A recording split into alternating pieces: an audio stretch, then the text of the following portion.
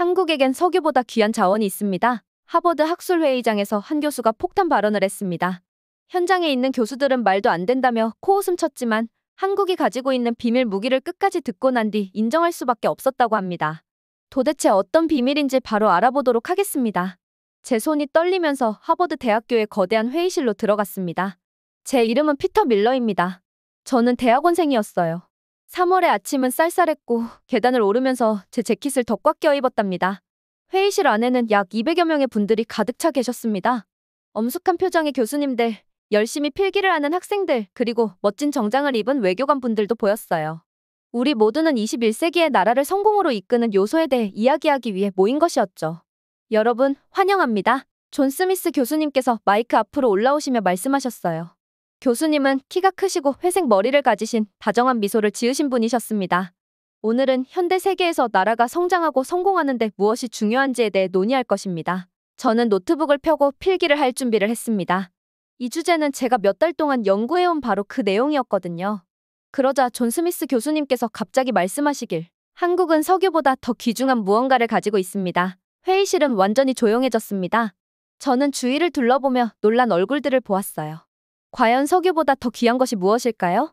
석유는 나라를 부유하게 만든다고 모두들 알고 있으니까요. 제 옆에서 두 자리 떨어진 곳에는 중국 출신의 류 교수님과 그의 제자 왕농이 앉아 계셨어요. 저는 학술지에서 그분들을 본 적이 있었습니다. 그분들은 석유, 가스, 광물과 같은 천연 자원이 나라의 성공 열쇠라고 믿는 것으로 유명했거든요. 저는 일찍 만난 한 학생 옆에 몸을 기울여 속삭였습니다. 저는 한국의 성공이 단지 운과 다른 나라의 도움 때문이라는 의견도 봤어요. 그때부터 저는 한국에 대해 별로 깊게 알지 못한 채 몇 년 전부터 이런 의견을 품고 있었던 기억이 납니다.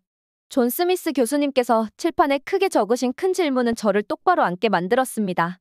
나라의 성공에 있어서 천연자원, 예를 들면 석유와 금이 중요한가? 아니면 바다와 무역로의 접근성이 더 중요한가? 이미 제 대답은 머릿속에 있었어요. 당연히 천연자원이 더 중요하다고 생각했었죠. 그런데 교수님께서 한국에 대해 언급하신 말을 기억해냈습니다. 저는 노트북의 깨끗한 페이지를 넘기며 좀 더 귀 기울여 들어야겠다는 생각이 들었습니다. 먼저 류 교수님께서 손을 들며 말씀하시기 시작하셨어요. 천연 자원은 부의 기초입니다. 그분은 확신에 차서 말씀하시기를, 석유로 부유한 사우디아라비아, 가스로 유명한 러시아, 그리고 광물 자원이 풍부한 호주를 보십시오. 이 나라들은 자연이 준 귀중한 것들 덕분에 부유해진 것입니다. 제자 왕농도 고개를 끄덕이며 사우디아라비아는 석유 덕분에 세계에서 가장 부유한 나라 중 하나입니다. 라고 덧붙였어요. 제 심장은 빠르게 뛰기 시작했습니다. 저는 제 연구에서 발견한 다른 생각이 있었거든요. 제 자신을 멈추기 전에 제 손이 번개처럼 들떠올랐습니다. 네, 피터. 존 스미스 교수님께서 저를 가리키며 물으셨어요. 저는 일어나서 목을 가다듬고 긴장된 목소리에도 불구하고 분명하게 말씀드리려고 애썼습니다. 1965년에 사우디아라비아와 요르단 사이에 흥미로운 일이 있었습니다. 저는 점점 힘을 내며 설명했어요. 요르단은 사우디아라비아에게 큰 영토를 내어주었지만 대신 작은 해안선을 받았습니다. 이 해안선 덕분에 요르단은 아카바 항구를 건설하여 세계 무역과 연결될 수 있었죠. 잠시 숨을 고르며 이것은 때때로 넓은 땅을 가진 것보다 해양 접근성이 더 귀중할 수 있다는 것을 보여줍니다. 라고 덧붙였고 이어서 제가 늘 믿어왔던 생각을 말했습니다. 하지만 솔직히 말하면 저는 한국의 성공 스토리가 과장되었다고 생각합니다. 다른 나라의 도움도 있었고 단순히 운이 좋았다고 봅니다. 류 교수님께서는 생각에 잠긴 듯한 표정을 지으시며 말씀하셨어요. 바다 접근성에 관한 그 점은 흥미롭지만 저는 여전히 천연 자원이 더 중요하다고 믿습니다. 제가 다시 자리에 앉자 회의실의 모든 분들이 더욱 집중하신 것 같았습니다. 모두가 자리에서 앞으로 몸을 기울이며 눈을 반짝였어요. 논쟁의 열기가 점점 더 고조되고 있었답니다. 저는 흥분과 긴장감이 뒤섞인 느낌을 받았습니다. 세계 각국의 전문가 분들께 제 생각을 공유할 기회가 온 것이었으니까요. 하지만 제 마음 한켠에는 작은 의심도 스며들었어요. 혹시 제가 한국에 대해 알고 있던 것이 잘못된 건 아닐까? 제가 알고 있던 것보다 한국에는 더 많은 이야기가 있을지도 모른다는 생각이 들었습니다. 저는 펜을 꽉 쥐며 더 많은 필기를 할 준비를 했습니다. 이번 회의는 나라의 성공 요인에 대해 제가 알고 있다고 생각했던 모든 것을 바꿔놓을 수도 있었습니다. 제 심장은 요르단의 해안선에 대해 제 생각을 공유한 후에도 여전히 빠르게 뛰고 있었습니다. 이렇게 빨리 제 의견을 말할 줄은 몰랐지만 류 교수님의 확신에 찬 태도가 제게 도전하고 싶게 만들었어요. 이제 모두가 호기심 어린 눈으로 저를 바라보고 있었습니다. 존 스미스 교수님께서 제 쪽을 보시며 말씀하셨어요. 훌륭한 통찰을 해주셔서 감사합니다, 피터. 혹시 다른 분들 중에 추가로 의견을 공유하고 싶으신 분 계신가요? 그때 여러분들의 손이 동시에 들렸습니다. 논쟁은 마치 처음에는 천천히 끓다가 나중에는 갑자기 거품을 내며 넘치는 끓는 물처럼 열기를 더해갔어요. 푸른 블레이저를 입은 한 여성이 일어나셔서 말씀하시길. 저는 아프리카 발전을 연구하고 있습니다. 나이지리아와 같이 석유가 많음에도 불구하고 빈곤에 시달리는 나라들도 있고 반면에 좋은 항구를 가진 작은 나라들이 더 잘 나가는 경우도 많습니다. 저는 해양 접근성이 더 중요할 수도 있다고 생각해요. 그러자 류 교수님께서 고개를 저으시며 말씀하셨어요. 하지만 아프리카에서 가장 부유한 나라는 석유, 다이아몬드, 금 등과 같은 천연 자원을 가진 나라들이지요. 만져보고 판매할 수 있는 자원 말입니다. 저는 노트에 그분들의 의견을 빠르게 적어 내려갔습니다. 바로 이와 같은 토론을 듣기 위해 먼 길을 왔던 것이었거든요. 조용히 있던 왕농 제자가 손을 들었습니다. 호출되자 그는 조용하지만 자신감 있는 목소리로 말씀하셨어요. 저의 연구 결과 나라들은 자원과 무역 두 가지가 모두 필요합니다. 하지만 천연 자원은 처음부터 귀중한 것을 제공해줍니다. 그러는 사이 아침 식사를 거른 제 배가 꼬르륵거리기 시작했지만 저는 집중하려 애썼습니다. 존 스미스 교수님께서 말씀하시길 구체적인 예들로 시선을 돌려봅시다. 피터가 앞서 언급한 한국에 대해 더 이야기해 볼 분 계신가요? 저는 조금 불편한 마음으로 자리에 앉아 있었어요. 제가 한국에 대해 언급은 했지만 솔직히 말하면 기본적인 사실들만 알고 있었거든요. 저는 몇 년 전부터 단지 운 때문이라는 의견을 품고 있었으니까요. 그러자 회의실 반대편에서 한 젊은 여학생이 일어나더군요. 짧은 검은 머리에 안경을 쓴 그녀는 제 이름은 민지입니다. 저는 한국 출신이고 우리나라에 관한 몇 가지 사실을 공유하고 싶습니다. 라고 말씀하셨어요. 회의실은 다시 조용해졌습니다. 류 교수님조차도 몸을 앞으로 기울이셨어요. 민지 학생께서 말씀하시기를 1960년대에 한국은 세계에서 가장 가난한 나라 중 하나였습니다. 평균적으로 한 사람당 연간 약 $100 정도밖에 벌지 못했었죠. 그녀는 태블릿에 저장된 몇 장의 사진을 보여주시며 차례차례 주변 사람들에게 전달했어요. 저는 그 사진들을 보자 조용히 숨을 삼켰습니다. 사진 속에는 구할 수 있는 재료로 지은 작은 집에 사는 사람들, 메말라 보이는 얼굴의 아이들이 맨발로 흙길을 걷는 모습들이 담겨 있었어요.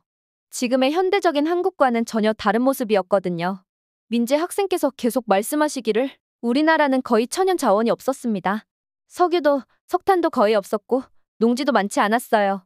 하지만 우리가 가진 것은 바다에 인접해 있다는 점과 열심히 일하고 배울 의지를 가진 사람들이었습니다. 그러자 류 교수님께서도 생각에 잠긴 표정으로 말씀하시기를 그렇다면 오늘날 한국이 세계 최대 경제국 중 하나가 된 것은 어찌 설명할 수 있을까요? 자원이 거의 없었는데 말이죠. 민재 학생께서 웃으며 대답하셨어요. 저희는 항구를 건설했습니다. 부산, 인천과 같은 도시에서 대형 항구를 세웠고 선박 제조, 자동차, 전자제품으로 이어졌습니다.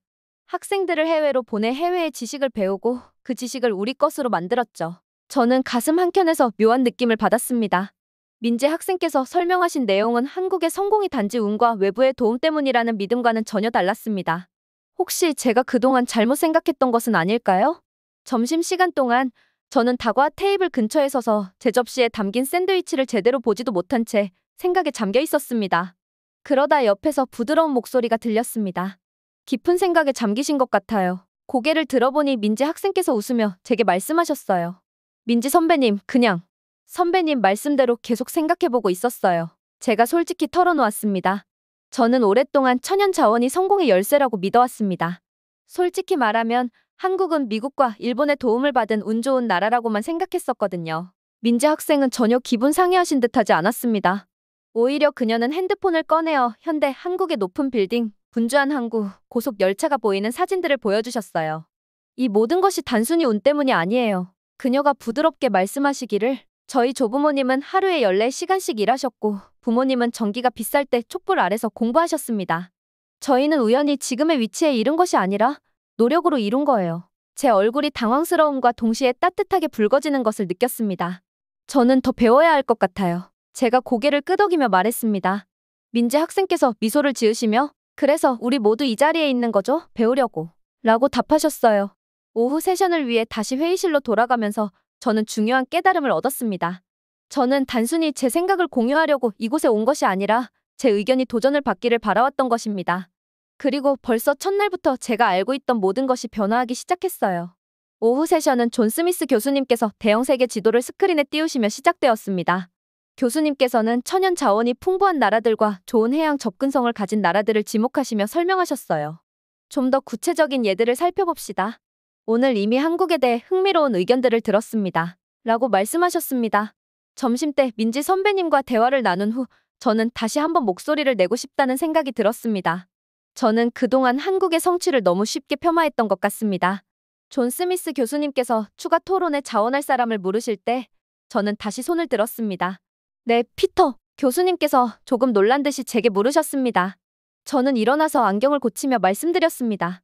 한국 발전에 관한 몇 가지 사실을 공유하고 싶습니다. 준비해온 슬라이드를 넘기며 1960년대의 한국은 정말 가난했습니다. 민지 선배님께서 말씀하신 대로 평균적으로 한 사람당 연간 약 $100 정도밖에 벌지 못했었죠. 라고 설명했어요. 그리고 슬라이드에 나온 한국의 성장 차트를 보이며 하지만 이후에 놀라운 일이 일어났습니다. 부산과 인천 같은 도시에서 거대한 항구를 건설하고 세계와의 무역을 시작했습니다. 라고 덧붙였습니다. 제 목소리는 점점 힘을 얻으며 그 결과 한국 경제는 엄청난 속도로 성장했습니다. 1960년부터 2020년까지 한국 경제는 약 400배 정도 성장했답니다. 라고 외쳤어요. 잠시 멈추며 주위를 둘러보니 모두가 관심 깊게 보고 계셨고 류 교수님조차도 고개를 끄덕이셨습니다. 그러나 저는 이어서 하지만 아직도 한국의 성공이 다른 나라의 도움에 너무 의존하는 건 아닌지 혹은 오래가지 못할 수도 있다는 의문이 남습니다. 라고 솔직히 말씀드렸어요. 제 옛 습관이 쉽게 사라지지 않나 봅니다. 그러자 류 교수님께서 바로 손을 들며 말씀하시기 시작하셨습니다. 잠시 생각에 잠긴 표정으로 사실 역사를 돌아보면 국제무역을 위한 해양 접근성이 뛰어난 나라들이 단순히 자원만 있는 나라들보다 더 좋은 성과를 내는 경우가 많습니다. 한국은 그 점에서 정말 흥미로운 사례입니다. 라고 말씀하셨어요. 저는 깜짝 놀라며 눈을 깜빡였습니다. 천연 자원의 지지자였던 류 교수님께서 이제 해양 접근성이 더 중요할 수도 있다고 말씀하시니 말입니다. 오후 커피 브레이크 시간, 저는 멍하니 다가와 테이블 쪽으로 걸어갔습니다. 민지 선배님께서 이미 차 한 잔을 따르고 계셨어요. 당황하신 것 같아요. 민지 선배님께서 다정하게 말씀하시자 저는 고개를 끄덕이며 접시에서 쿠키 하나를 집어들었습니다. 네, 맞습니다. 수년간 나라의 성공 요인에 대해 이론을 세워왔는데 이제 제 목소리가 흐려졌어요. 민지 선배님께서 차를 저으며 한국이 실제로 어떻게 발전했는지 단순한 경제 통계가 아닌 진짜 이야기를 들어보실래요? 라고 조용히 물으셨어요. 네, 제가 솔직하게 대답했습니다. 저는 더 들어봐야 할 것 같아요. 저희는 편안한 의자 2개가 있는 조용한 구석으로 자리를 옮겼습니다. 민지 선배님께서 태블릿을 꺼내어 오래된 사진들을 보여주기 시작하셨어요. 이것은 1950년대 전후의 한국입니다. 라고 설명하시며 완전히 폐허가 된 나라, 붕괴된 건물, 무너진 다리, 여윈 모습의 사람들이 담긴 사진들을 보여주셨어요. 저희는 아무것도 없었습니다. 민지 선배님께서 조용히 말씀하시기를 천연 자원도, 돈도, 첨단 기술도 없었죠. 다만 바닷가에 인접해 있었고 열심히 일하며 배울 줄 아는 사람들이 있었을 뿐입니다. 사람들은 교육이 우리를 구원할 것이라고 믿었습니다. 아이들은 새벽부터 밤까지, 때로는 겨울 추위 속에서 난방도 없이 공부했었죠. 저는 그 이야기에 깊이 빠져들었습니다. 이것은 1970년대 조선소입니다. 민지 선배님께서 계속해서 한국은 다른 나라들이 필요로 하는 제품을 만들기로 결심했습니다. 한국은 오랜 기간 동안 다른 나라들이 필요로 하는 다양한 제품을 만들기로 굳건한 결심을 다졌습니다. 초기에는 상대적으로 제작 공정이 단순하고 기술적 난이도가 낮은 가발과 장난감 같은 품목을 생산함으로써 기초 산업 역량을 다졌습니다. 이러한 제품들은 당시 해외 시장에서 비교적 낮은 기술력과 단순한 디자인으로도 충분한 수요를 얻을 수 있었으며 이를 통해 한국은 점차 외국 시장에 대한 신뢰를 쌓아갔습니다. 이후 한국은 점차 생산 기술과 연구개발 능력을 향상시키며 선박과 자동차 같은 대형 산업 제품으로 그 영역을 확대해 나갔습니다.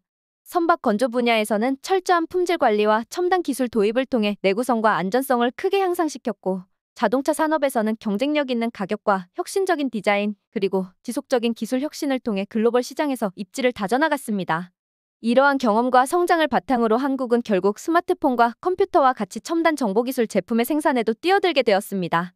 이 과정에서 국내 기업들은 국제 경쟁력을 갖춘 연구개발 투자와 우수한 인재 양성에 집중하면서 단순한 제조업을 넘어 혁신과 창의성을 바탕으로 한 기술 선도국으로 도약하는 기반을 마련했습니다. 결과적으로 한국은 과거의 단순한 제품 생산에서 벗어나 고도화된 기술과 품질을 갖춘 다양한 제품군을 세계 시장에 선보이며 글로벌 경제에서 중요한 역할을 수행하는 국가로 자리매김하게 되었습니다. 라고 설명하셨습니다. 각 사진은 제가 한 번도 들어본 적 없는 이야기의 한 조각이었습니다. 천연 자원의 이점 없이도 결연한 의지와 협동으로 나라를 변화시킨 사람들의 이야기였어요. 왜 제가 이 모든 것을 몰랐을까요? 저는 속으로 중얼거렸습니다. 민지 선배님께서는 부드럽게 미소 지으시며 때때로 우리는 제한된 정보의 근거에 방문해보지 않은 곳에 대해 선입견을 갖게 마련입니다. 누구에게나 일어날 수 있는 일이죠. 라고 말씀하셨어요. 회의실로 돌아가는 길에 저는 제 안에서 무언가가 변하는 것을 느꼈습니다. 하버드에 가져온 단정하고 단순한 이론들은 서서히 무너지고 있었어요. 대신 더 복잡하지만 어쩌면 더 진실된 어떤 것이 자리를 잡아가기 시작한 듯 했습니다. 다시 회의실로 돌아오자 민지 선배님께서 보여주신 한국의 사진들이 계속해서 제 머릿속을 스쳐 지나갔습니다. 전쟁의 폐허에서 번영으로 나아가는 한국의 여정, 촛불 아래서 공부하는 아이들, 거대한 선박을 짓는 노동자들, 그리고 전쟁 잔해 속에서 솟아오른 현대 도시들의 모습이 반복되었습니다. 존 스미스 교수님께서 마이크를 두드리며 말씀하셨어요. 모두들 다시 환영합니다. 이번 세션에서는 21세기 나라의 성공에 기여하는 요인들에 대해 계속 탐구해보도록 하겠습니다. 각자 오늘 배운 점을 공유해보시겠어요? 회의실에 있는 모든 분들이 다시금 집중하시는 모습이었어요. 제가 어느새 손을 들고 있었고 제 심장은 목구멍까지 요동쳤습니다. 네, 피터. 교수님께서 또 한 번 저를 보시며 말씀하셨어요. 회의실은 다시 조용해졌고 모두의 시선이 저에게 집중되었습니다. 깊게 숨을 들이쉬며 말씀을 시작했습니다. 여러분의 의견들을 곰곰이 생각해 보았습니다. 오늘 저는 한국에 대해 새로운 생각을 공유하고 싶습니다. 모두가 의자에 똑바로 앉으며 집중하는 모습이었고 류 교수님도 흥미로운 표정이었어요. 멀리 구석에 앉아 계신 민지 선배님께서 격려의 미소를 보내주셨습니다. 한국은 단순히 해양 접근성을 이용한 무역에 그치지 않았습니다. 저는 점점 자신감을 얻으며 설명했어요. 한국은 세계 최고의 조선소를 건설했습니다. 그들의 선박은 전 세계 모든 바다를 누비며 물품을 운송합니다. 이어 슬라이드를 넘기며 또한 모두가 사용하는 스마트폰, 컴퓨터, TV, 그리고 가전제품과 같은 놀라운 기술들을 창조해냈습니다. 초고속 인터넷과 전국적인 인터넷 네트워크를 선도한 나라이기도 합니다. 라고 말씀드렸습니다. 제가 열정을 쏟아 설명하는 동안 이 모든 것이 바다와 무역로를 통해 세계와 연결될 수 있었기 때문입니다. 천연 자원이 부족했기에 창의적이고 열심히 일하는 방법을 찾을 수밖에 없었습니다. 라고 덧붙였어요. 제가 말을 마치자 잠시 정적이 흘렀습니다. 그러자 류 교수님께서 천천히 고개를 끄덕이며 피터, 매우 통찰력 있는 분석이었습니다. 특히 한국이 불리한 조건을 어떻게 장점으로 바꿨는지가 인상적입니다. 천연 자원에 의존하지 않고 다른 강점을 개발한 것이죠. 라고 말씀하셨어요. 잠시 후 왕농 제자가 손을 들고 제 사촌은 한국의 음악과 드라마를 정말 좋아합니다. 시작이 어려웠던 만큼 한국의 문화적 영향력은 더욱 인상적입니다. 라고 말씀하자 존 스미스 교수님께서 저를 바라보며 새롭게 존경의 눈길을 보내셨어요. 그렇다면 한국이 가진 보물은 바로 바다를 통한 세계와의 연결 그리고 국민들의 창의성과 노력인 것 같습니다. 저는 고개를 끄덕이며 약간 당황스럽고 동시에 자부심을 느꼈습니다. 저는 이제 제가 한국에 대해 알고 있던 것이 잘못되었다고 생각합니다. 한국의 성공은 단순한 운이나 외부 도움만이 아니라 국민들의 놀라운 노력과 바다를 활용한 지혜 덕분입니다. 라고 말씀드렸습니다. 잠시 후 여러분들이 다가와 제게 이야기를 나누기 시작했습니다. 한 아프리카 출신 학생은 자국이 한국의 모범을 어떻게 배울 수 있을지에 대해 이야기했고 유럽의 한 교수님은 제가 이 주제로 논문을 썼는지 궁금해하셨습니다. 마지막으로 민지 선배님께서 다가오셔서 오늘 정말 훌륭했어요. 이제 제대로 이해하신 것 같네요. 라고 말씀하셨습니다. 저는 얼굴이 붉어지며 저는 그동안 정말 잘못된 생각을 했던 것 같아요. 충분히 공부하지 않고 선입견만 갖고 있었던 것 같습니다. 라고 솔직히 고백했습니다. 민지 선배님께서 다정하게 웃으며 말씀하시기를 그것이 바로 배움의 과정이죠. 새로운 증거를 보고 마음을 바꾸는 것이 바로 훌륭한 학자의 자세입니다. 라고 하셨습니다. 하루의 마지막 세션을 위해 회의실로 돌아갈 때 저는 뭔가 달라진 것을 느꼈습니다. 마음이 한결 가벼워진 동시에 더욱 사려 깊어졌어요. 세상은 제가 믿어왔던 것보다 훨씬 복잡하지만 그만큼 매력적이라는 사실을 깨달았습니다. 존 스미스 교수님께서 칠판에 새로운 질문을 적으셨습니다. 한국과 같은 사례에서 다른 나라들이 배울 수 있는 교훈은 무엇일까요? 저는 새 노트 페이지를 펼치며 펜을 들었습니다.